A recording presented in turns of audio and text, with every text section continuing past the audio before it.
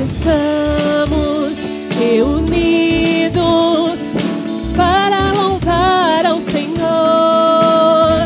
Tua glória como um rio está neste lugar. Hoje estamos reunidos para louvar ao Senhor. Tua glória como um rio está neste lugar. Comunhão e adoração é o que Deus reservou para nós. Sua alegria está neste lugar. Tua paz entre nós hoje está. Todos juntos louvemos ao Senhor, nosso Deus Pai, o autor da criação, do seu trono. Ouvindo Ele está o nosso louvor, o nosso louvor.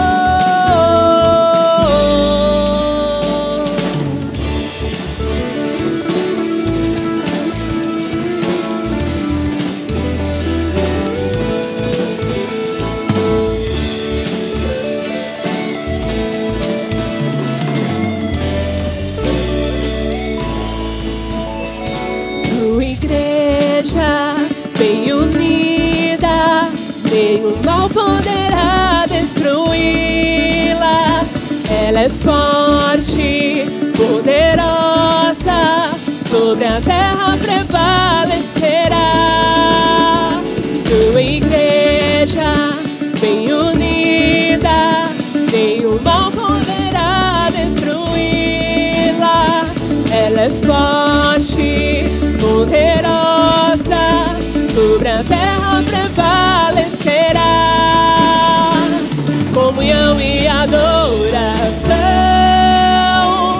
é o que Deus reservou para nós. Sua alegria está neste lugar. Tua paz entre nós hoje está.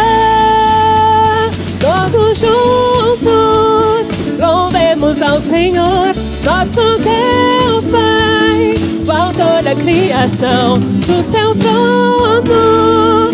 Ouvindo Ele está o nosso louvor,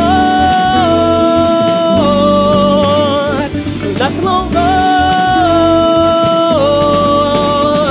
Todos juntos louvemos ao Senhor, nosso Deus Pai, o autor da criação, do seu trono. Ouvindo Ele está o nosso louvor, o nosso louvor, o nosso louvor, o nosso louvor, o nosso louvor,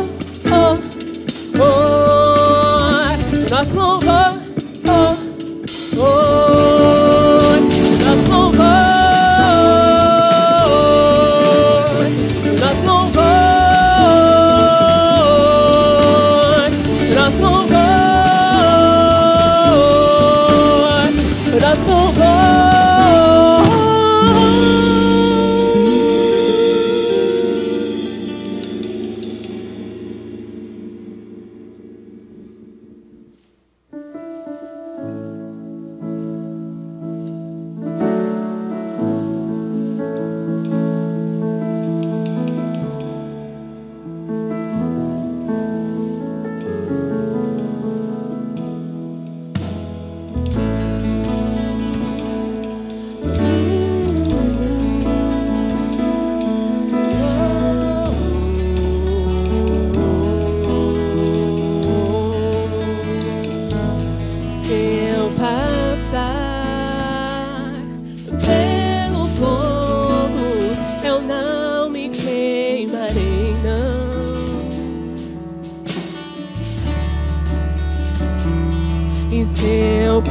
Passar por profundas águas, eu não me afogarei, não.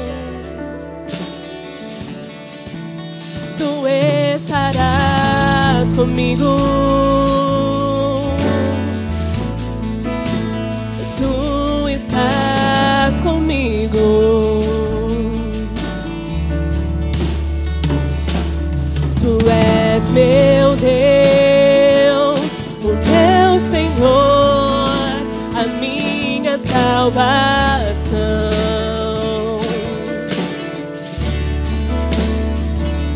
Meu braço forte, fortaleza na angústia, eu confio em Ti. Tu estarás comigo. Tu estás comigo.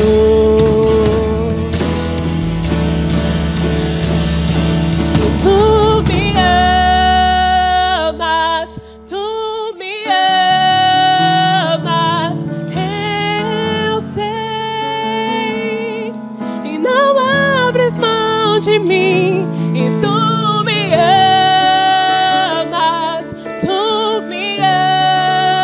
amas, eu sei, e a minha alma sabe bem, eu sei, me sustentas, eu sei, me conheces. Tu és meu Deus, o meu Senhor, a minha salvação.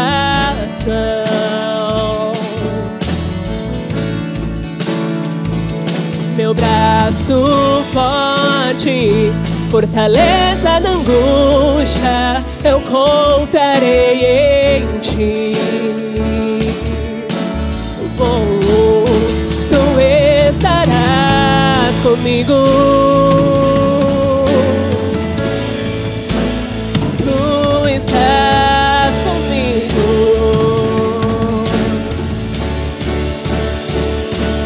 Tu me amas, eu sei, e não abres mão de mim, e tu me amas, eu sei, e a minha alma sabe bem, e tu me amas, eu sei, e não abres mão de mim, e tu me amas, eu sei, e a minha alma sabe bem, eu sei, me sustentas, eu sei, me conheces.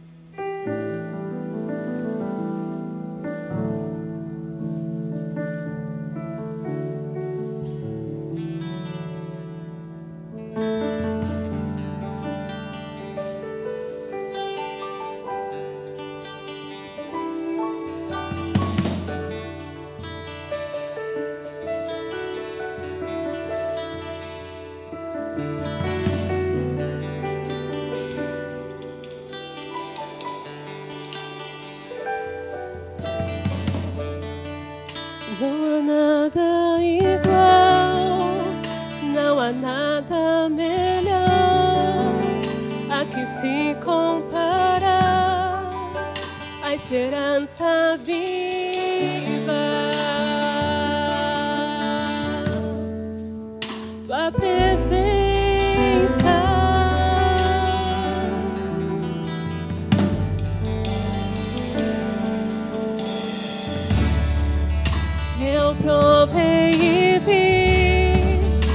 mais doce amor que liberta meu ser e a vergonha desfaz.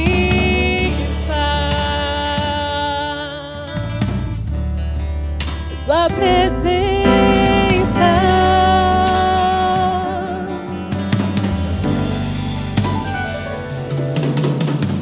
Santo Espírito, és bem-vindo aqui. Vem inundar, encher este lugar. É o desejo do meu coração sermos inundados por tua glória, Senhor.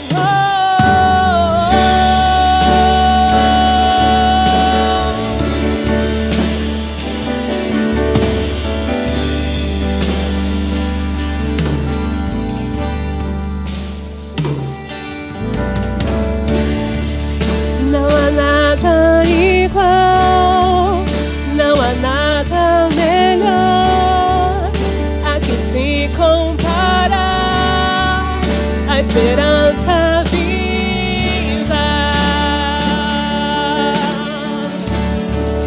Tua presença,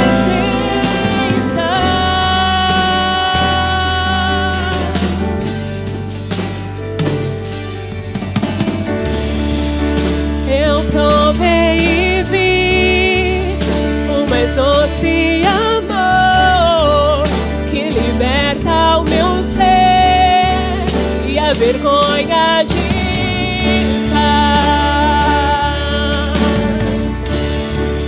Tua presença,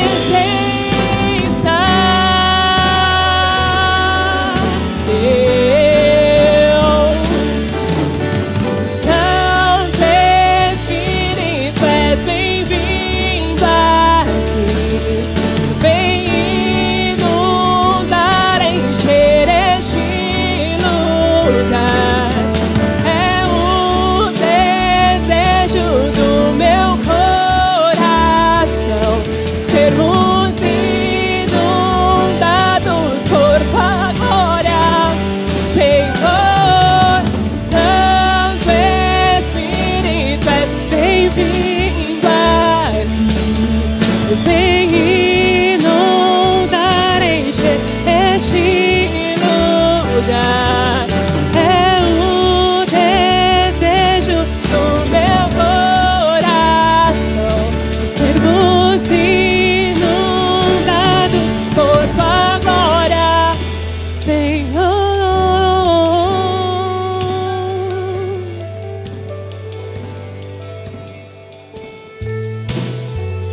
Vamos provar o quão real é tua presença. Vamos provar da tua glória e bondade.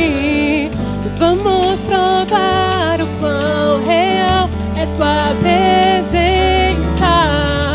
Vamos provar da tua glória e bondade. Vamos provar o quão real é tua presença. Vamos provar da tua glória e bondade. Vamos provar o quão real é tua presença. Vamos provar da tua glória e bondade.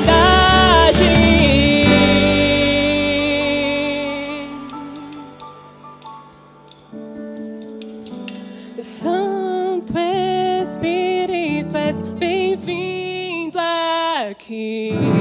Vem inundar, encher este lugar.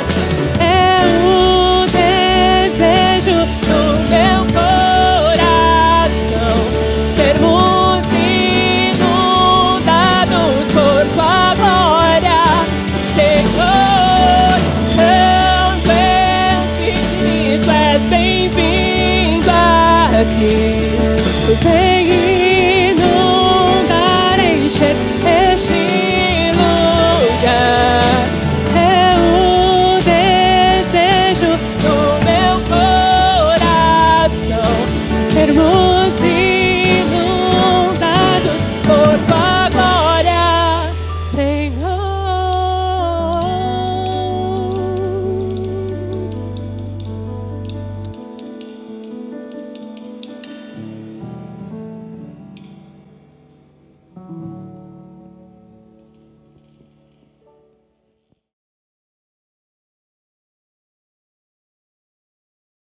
Amém. João, capítulo 15.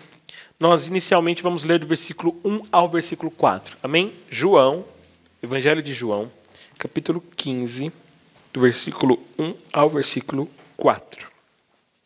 Como você sabe, o Evangelho de João ali, né, está ali no início do Novo Testamento, e juntamente com Mateus, Marcos e Lucas, ele vai contar o ministério de Jesus, vai falar sobre a trajetória de Jesus. João, ele tem um caráter um pouco mais, digamos assim, espiritualizado dos outros. Todos os que estão escrevendo os evangelhos, eles estão fazendo a sua pregação e a sua teologia em cima do que eles viram. João não é diferente, mas quando a gente olha a abordagem de João, aliás, esse fato de cada um estar fazendo uma teologia, estar fazendo a sua pregação acerca daquilo que viram, não é que eles estão contando coisas que não existiram, mas eles têm uma mensagem a passar e aí eles vão narrar os fatos a partir dessa percepção. Então, você perceba que João, inclusive, quando ele vai falar de Jesus, ele inicia falando que Jesus era o verbo e estava com Deus. Ele é o que, para falar sobre a origem de Jesus, vai mais longe na história, levando Jesus até o início, até a criação. Então, quando você lê o texto todo do Evangelho de João, você percebe que João tem uma dimensão muito ampla, né, a respeito de quem Jesus é e de qual é o que ele veio fazer em nosso meio. Nesse momento, no capítulo 15, João vai trazer aqui um texto, uma fala de Jesus, muito importante para nós cristãos e que nós gostamos muito, nós usamos, e que a Bíblia ela é algo impressionante. Você vai ler 50 vezes esse texto e você vai tirar 50 lições desse texto, uma nova a cada momento. Cada momento da sua vida que você lê a Bíblia, não só esse texto, mas qualquer texto da Bíblia, você tem uma nova percepção, porque você é uma outra pessoa além do texto, e aí você vai, se converte, avança, e quando você lê de novo o mesmo texto, você avança de novo. Sabe que sexta-feira agora se completou 40 anos de um evento, né, de um projeto que aconteceu na China, chamado Projeto Pérola. E foi um momento em que alguns cristãos aqui do Ocidente, Canadá, misturado, né, Ocidente e Oriente, levaram 1 milhão de Bíblias, né, em contrabando para a China. Porque lá, ainda hoje, é muito difícil de se ter Bíblia, é muito difícil de se encontrar, ainda não se pode comercializar Bíblias lá na China. Então, existiu esse projeto chamado Projeto Pérola, em que eles levaram 1 milhão de Bíblias num barco, escondidos, no meio da madrugada. Foi uma operação maravilhosa.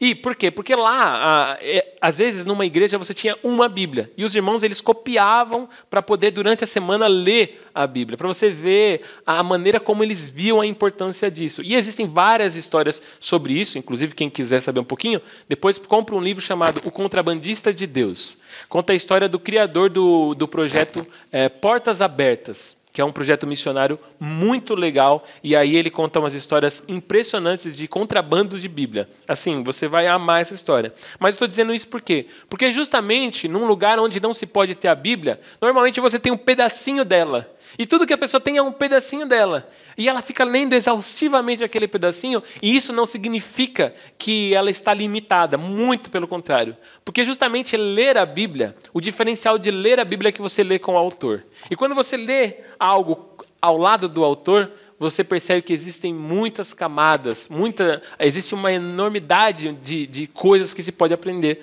com um pequeno texto. E isso é o que acontece com a Bíblia. Esse texto que nós vamos ler hoje, você com certeza já leu comigo, inclusive, aqui, mas hoje eu quero trazer uma abordagem diferente para você.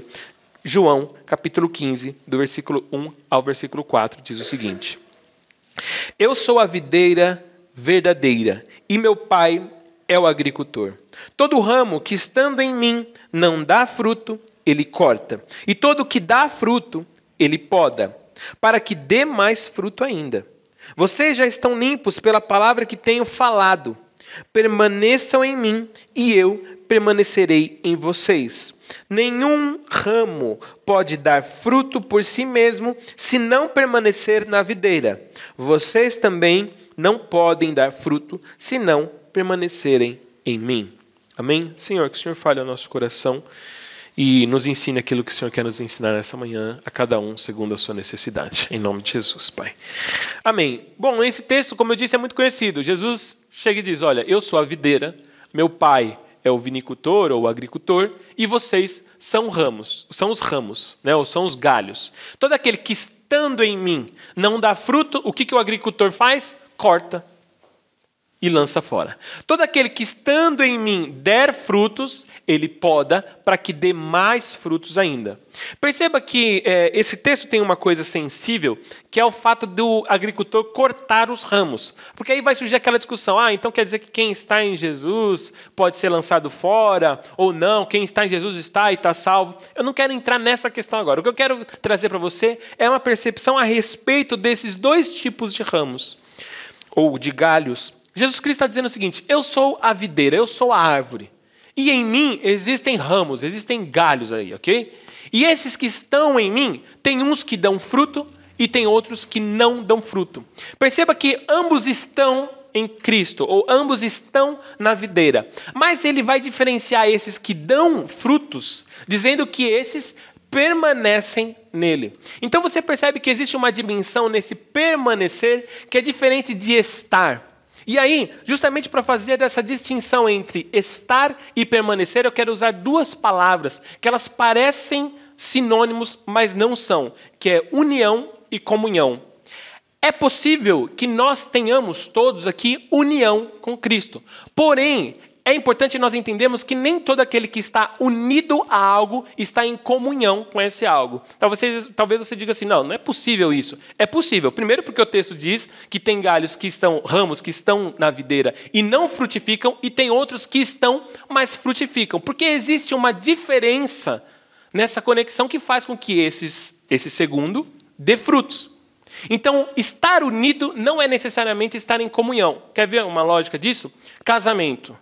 Todo aquele que está casado, ele está unido legalmente. Mas nem todo casal está em comunhão. Porque justamente quando nós falamos sobre comunhão, nós percebemos que estamos falando não sobre estar, mas sobre como estar. E estar em comunhão no casamento é um casamento forte. Então, se eu digo para você que tem aqui duas pessoas, se eu aponto para você duas pessoas e digo, elas são casadas, você sabe que essas duas pessoas legalmente têm lá um papel, tem um contrato social, tem algo, elas moram no mesmo lugar, elas dividem as contas, elas têm um documento lá no cartório XYZ, e que isso faz com que elas estejam unidas legalmente. Às vezes também unidas em Deus. Porém, existe uma distância entre estarmos unidos e estarmos em comunhão. Quantas vezes, talvez, você já não esteve unido, por exemplo, a uma empresa, está lá, tem o seu contrato, você tem o seu registro, a sua CLT, o que quer que seja, mas você não está em comunhão de objetivos, em comunhão de princípios, e quando você não está nessa comunhão na sua empresa, quando você não está nessa comunhão lá na faculdade que você está fazendo, quando você não está nessa comunhão no seu casamento, o que acontece? Esse relacionamento vai se enfraquecendo. E, usando a metáfora que Jesus traz aqui como exemplo, muitas dessas pessoas que, mesmo unidas, não têm comunhão, elas acabam se distanciando e se afastando de fato, e se desunindo. Por que acabam se desunindo? Porque, de fato, estavam juntas, porém não estavam com o mesmo objetivo. Jesus está dizendo o seguinte aqui para mim e para você: não basta nós estarmos unidos a Ele. Não basta nós estarmos nele, mas precisamos estar em comunhão com Ele. O que diz respeito, isso fala para mim e para você, a respeito de nutrição. Não basta que nós estejamos enxertados lá nele, como o exemplo que Paulo vai usar, mas é necessário que eu e você estejamos retirando dele nutrientes suficientes para frutificarmos. É necessário que nós não só então estejamos nele, mas permaneçamos nele. E esse permanecer, primeiro já vamos deixar claro o seguinte: você não consegue fazer isso sozinho, ok? Mas é necessário que você entenda que estar em Cristo é sim provido por Ele, porém há algumas circunstâncias que precisam ser cumpridas por mim e por você, para que nós estejamos nele em comunhão. Qual é o objetivo de Jesus Cristo comigo e com você? Que nós demos frutos. Veja o versículo 16. Desculpa, versículo 8. Meu Pai é glorificado pelo fato de vocês darem muito fruto, e assim serão meus discípulos. Perceba que nós estamos falando de uma categoria diferente, ok? De pessoas ali naquele contexto de Jesus. Não estamos falando dos seguidores, não estamos falando da multidão, não estamos falando dos que assistem de longe, estamos falando dos discípulos. Quando Jesus vai falar com os seus discípulos, ele está dizendo o seguinte: é necessário que vocês permaneçam em mim. É necessário que nós sejamos conectados de tal forma que vocês deem fruto. E, inclusive, se você ler esse trecho todo do versículo 1 até o 17, você vai perceber que ele faz um paralelo da nossa relação com ele, que é a videira verdadeira. Ele faz um paralelo disso com ele, a união dele com o Pai. Aqui nós estamos na última fala de Jesus no Evangelho de João. Inclusive, um pouquinho depois, ele vai fazer a tal da oração sacerdotal. Não é? E para dizer o que é isso com você? Jesus está na sua última fala, dando suas últimas orientações, e por isso existe tanta informação em poucas palavras. E perceba que ele está fazendo um paralelo do meu relacionamento, do seu relacionamento com ele, do relacionamento dele com o Pai. 4 circunstâncias que eu e você necessitamos para permanecer no Senhor. Versículo 7. João 15, versículo 7 diz assim: se vocês permanecerem em mim e as minhas palavras permanecerem em vocês, pedirão o que quiserem e será concedido. Se vocês permanecerem em mim e a minha palavra permanecer em vocês. Para que nós estejamos em Jesus Cristo e permaneçamos nele de forma que nós demos frutos, nós precisamos ter a palavra. Perceba que para Jesus as palavras dele e ele são a mesma coisa. O que ele diz e quem ele é a mesma coisa. Por isso é necessário que eu e você tenhamos compreensão da Bíblia e conhecimento. Você que não estuda a Bíblia, você está perdendo tempo em permanecer no Senhor. Você está perdendo tempo em permanecer no Senhor. E aí, num outro momento, a gente pode falar sobre os galhos que são cortados e lançados fora. E é necessário que você tenha isso em mente. Todo aquele que estando no Senhor não der fruto, ele corta. Mas aqueles que permanecem no Senhor, e um dos princípios para isso acontecer é que as palavras dele permaneçam em nós, esses são podados. Perceba que existe um fato aí. Segunda coisa que nós precisamos para permanecermos no Senhor. Versículo 10 diz o seguinte: se vocês obedecerem aos meus mandamentos, permanecerão no meu amor, assim como tenho obedecido aos mandamentos de meu Pai, e em seu amor permaneço. Segunda coisa que nós precisamos, obedecer ao Senhor.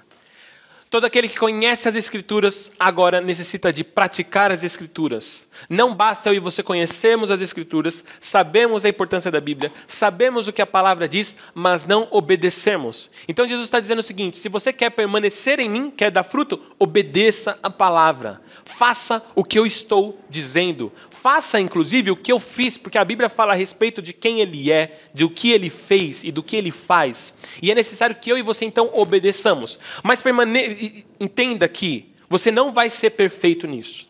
Então, não se frustre, de repente, enquanto você falhar.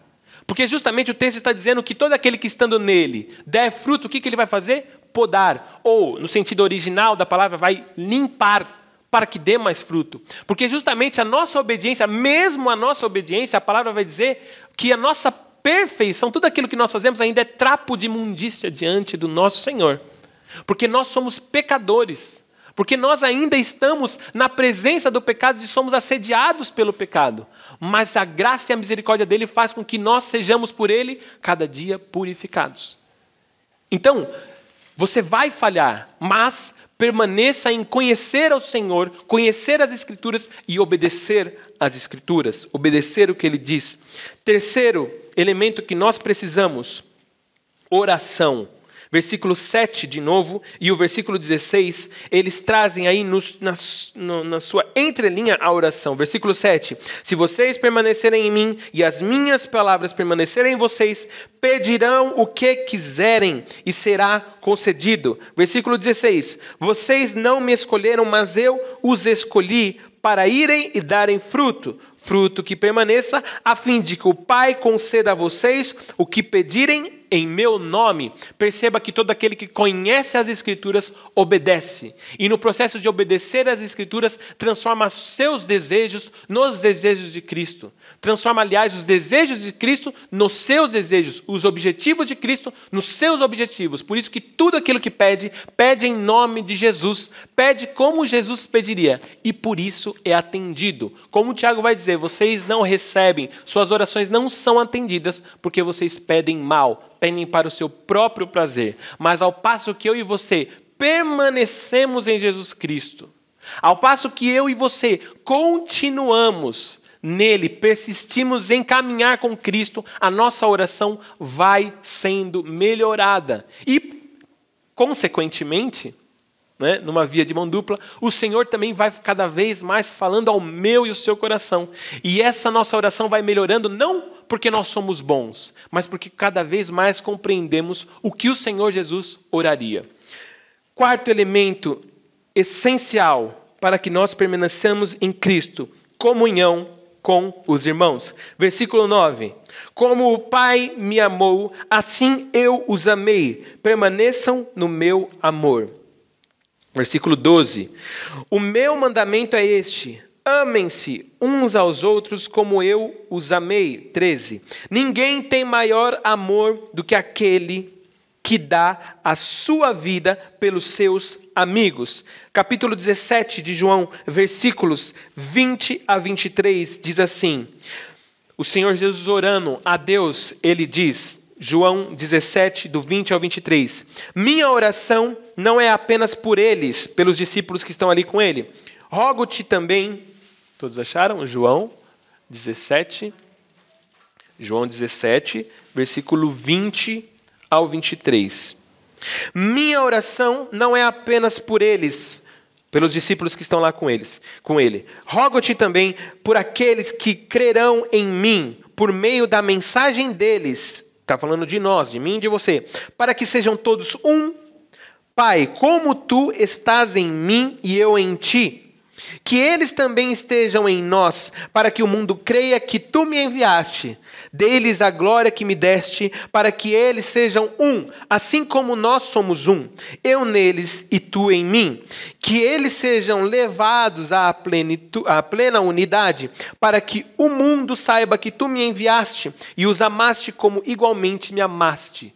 Permanecer em Cristo é permanecer em comunhão com os irmãos. Perceba que Jesus está dizendo o seguinte aqui no capítulo 17. Eu quero que eles estejam um nos outros e estejam em mim como eu estou no Senhor. O agricultor só vê valor no ramo se o ramo está na videira. O ramo solto, o ramo largado, não tem valor para o agricultor. Porque justamente para o agricultor, o que importa é a videira. Quando Jesus, no versículo 1, lá do capítulo 15, diz, eu sou a videira verdadeira, sabe o que ele está fazendo? Ele está tirando o papel que Israel tem diante de Deus e está se colocando no lugar agora. Porque até então, Israel era chamado de a videira. Porém, se você ler o Antigo Testamento, Jeremias, Isaías, você vai ver que a todo momento os profetas estão dizendo para Israel, você que foi escolhido como a videira, agora se prostitui, agora está corrompida, está estragada. Então agora Jesus chega e diz, eu sou a videira verdadeira. E todo galho que estando em mim, todo ramo que estando em mim e não der fruto, tem alguma coisa errada. Por quê? Porque essa videira é a verdadeira. Essa videira não é a videira corrompida, não é a videira prostituída, não é aquela videira que se perdeu. Mas essa videira é a videira verdadeira. Então, para que eu e você demos frutos, é necessário que nós permaneçamos. E para isso, eu e você precisamos ler a palavra, conhecer o que o Senhor Jesus diz. Precisamos estudar as Escrituras. Todos os dias. Estudar as Escrituras. Precisamos obedecer ao que o Senhor diz. Não só estudar, ler por ler, mas entender, compreender. Estudar sim a teologia. esse tempo de que teologia, isso já foi. Isso foi num período em que as pessoas não compreendiam a dimensão do reino. E muitos até queriam limitar o potencial de aprendizado de alguns. Mas isso não é para mim e para você. Nós precisamos compreender as Escrituras para que possamos obedecer. Precisamos obedecer para vivermos experiências de tal forma que a nossa oração seja aprimorada. E a nossa oração cada vez mais vai ser aprimorada ao passo que nós estivermos orando uns pelos outros e não por nós mesmos. Porque se a nossa oração se resume a me dá, me faz, me ajuda, nós não compreendemos a oração de Jesus Cristo. Porque você ora a oração de Jesus Cristo prestes a ser entregue na cruz do Calvário, e Ele está orando por quem? Está orando pelos discípulos, está orando por mim e por você. Então, se você quer frutificar no Senhor, todos aqui já estão no Senhor. Todo aquele que reconheceu a Jesus Cristo como seu Senhor e Salvador, está. A grande questão agora é se você está frutificando, é se você tem permanecido, é se você está em comunhão. Unido nós estamos. Mas a pergunta é, nós estamos em comunhão? E mais, vamos expandir esse conceito também para a nossa vida. Estamos no nosso casamento, estamos unidos, mas estamos em comunhão? Estamos unidos na empresa onde estamos, mas estamos em comunhão com os objetivos, com as intenções? Estamos na igreja onde estamos, a gente vem, tal, mas estamos em comunhão? E isso é um processo de leitura da palavra, também no casamento, um processo de obediência à palavra, também na igreja, no trabalho, um processo de comunhão com os irmãos, também na palavra, no trabalho, na igreja, no trabalho, um processo de oração aprimorada, também pelo trabalho, também pela igreja, também pelo casamento. Como está a leitura da palavra no seu casamento? Como está a oração no seu casamento? Como está a comunhão como irmãos no casamento e na relação pais e filhos? Porque mais do que marido e mulher, nós somos irmãos. Mais do que pais e filhos, nós somos irmãos em Cristo. Mais do que mãe, filho e sogra e sogro, nós somos irmãos. E lá no céu essas relações sociais não existirão, porque lá nós seremos todos irmãos. Então, como está esse nosso permanecer em Cristo? E isso significa ter Jesus Cristo como nosso intermediador. Quem conecta um ramo a outro numa videira é a videira. Quem nos conecta tem que ser a videira. Quem nos faz compreender as Escrituras tem que ser a videira. Quem nos faz orar melhor tem que ser a videira. Quem nos faz ter comunhão tem que ser a videira. Quem nos faz obedecer tem que ser a videira. Se você não tem vivido isso, que o Senhor realmente quebre o seu coração. A palavra de Deus diz também em outro texto, ele diz o seguinte, que a semente foi lançada, caiu em terra boa, caiu em terra com pedras, caiu em terra com espinhos, caiu em terra na terra fora ali do perímetro onde ela devia ser lançada. Dizendo o quê? Que todos estão unidos, ou todos receberam as sementes, mas nem todos estão numa condição de terra boa. Qual é a sua condição? Como ramo, você está permanecendo? Está frutificando? Ou não? É necessário que nós individualmente façamos uma avaliação da nossa vida. Façamos uma avaliação. Qual é a nossa condição? Qual é a minha e a sua condição? Vir à igreja não vai salvar ninguém. Não vai. O vinicultor, o agricultor está preocupado. Ele cuida da videira e de todo o ramo que nela está e frutifica. Que você tenha essa seriedade no seu coração. Você tenha essa percepção que é séria e que é sua responsabilidade. Lembra do texto que lemos na semana passada sobre a parábola das 10 virgens? A sua responsabilidade é a sua candeia. Você não vai poder jogar isso nas minhas costas como pastor. Você não vai poder jogar isso nas costas do seu marido, da sua esposa. Você não vai poder responsabilizar outros. Porque isso fala da sua vida. Você não vai poder culpar seus pais. Você não vai poder responsabilizar seus filhos. Você, aliás, vai prestar conta dos seus filhos num período. Até um período. Mas vai chegar uma hora que aí é a conta deles. Que você tenha essa percepção. Você é um ramo. E você precisa dar frutos. E o Pai é glorificado nisso, quando nós damos frutos. Se você percebe que você precisa melhorar a sua condição quanto ramo, que você fique de pé nessa manhã.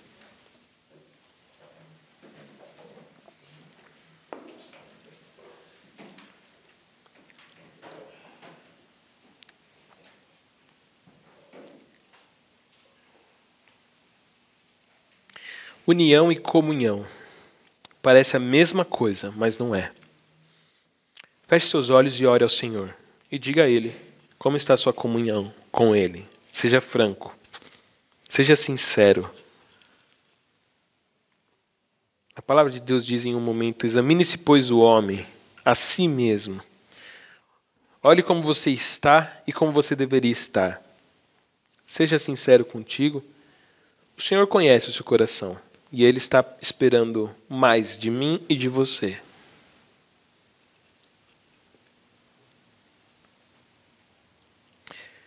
Deus, nessa manhã, Pai, nós te agradecemos porque, mediante o sacrifício de Jesus na cruz do Calvário, o Senhor nos uniu a Ti.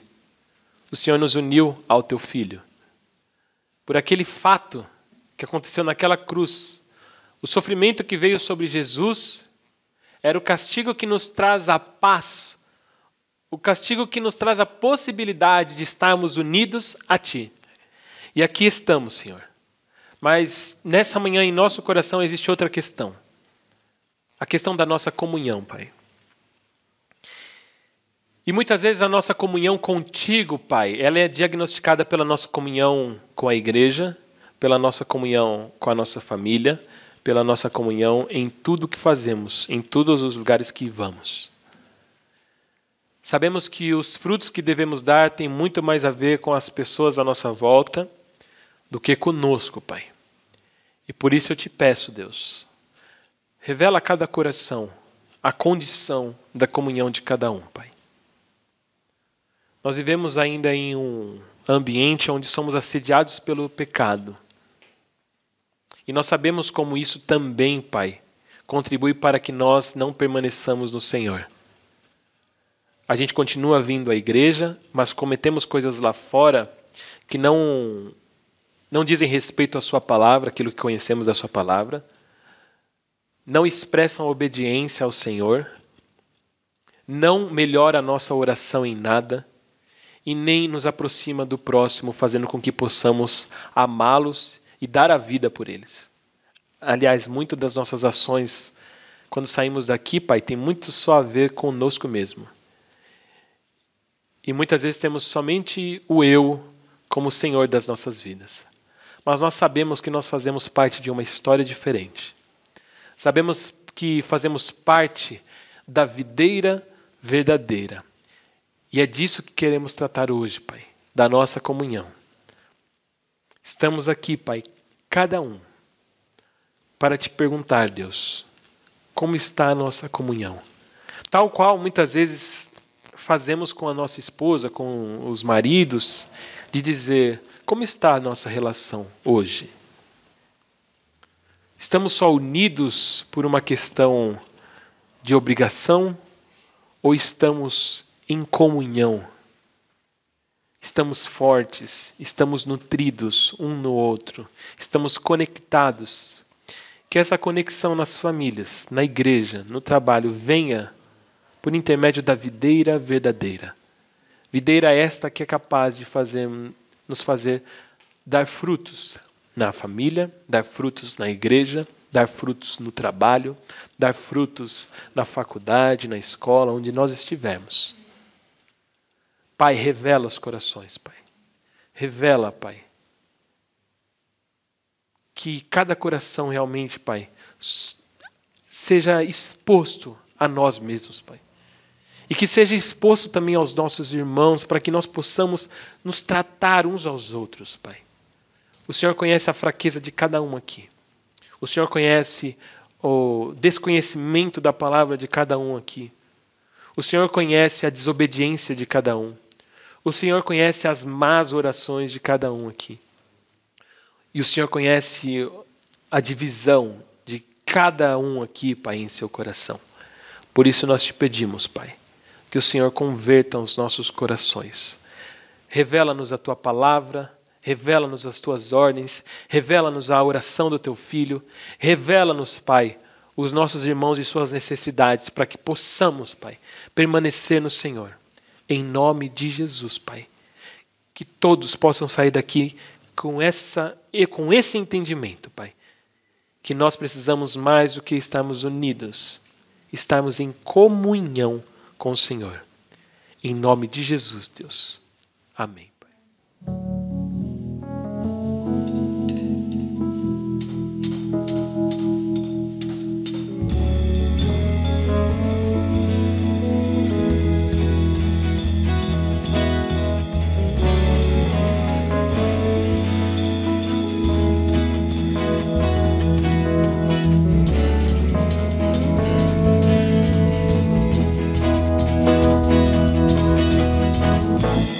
Nada vai me separar, mesmo se eu me abalar, teu amor não falha.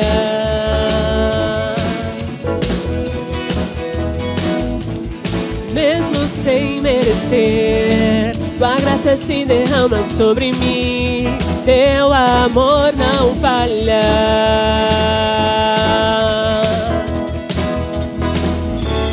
Tu és o mesmo pra sempre, teu amor não muda. Se o choro dura uma noite, a alegria vem pela manhã. Se o mar se enfurecer, eu não tenho que temer, porque eu sei que me amas, teu amor não falha.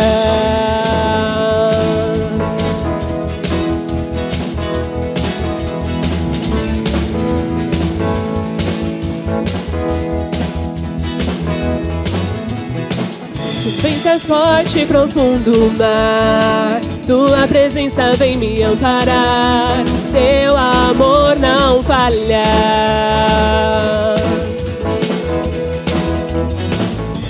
Difícil era o caminhar, nunca pensei que eu fosse alcançar, teu amor não falha.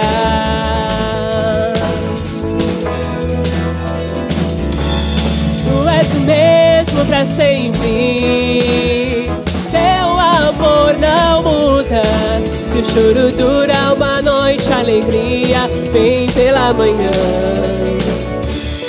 Se o mar se enfurecer, eu não tenho que temer, porque eu sei que me amas, teu amor não falha. Teu amor não falha, teu amor não falha.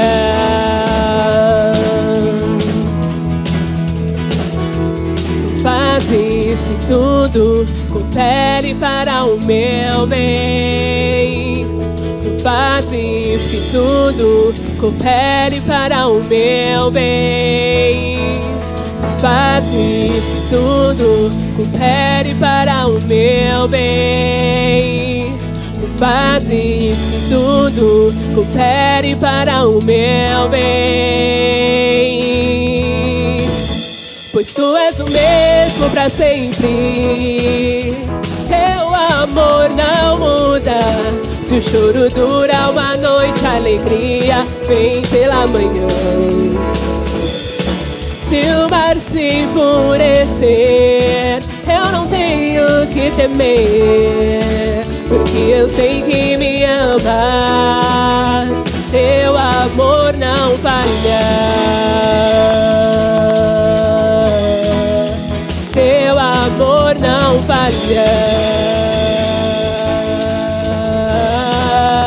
Teu amor não falha.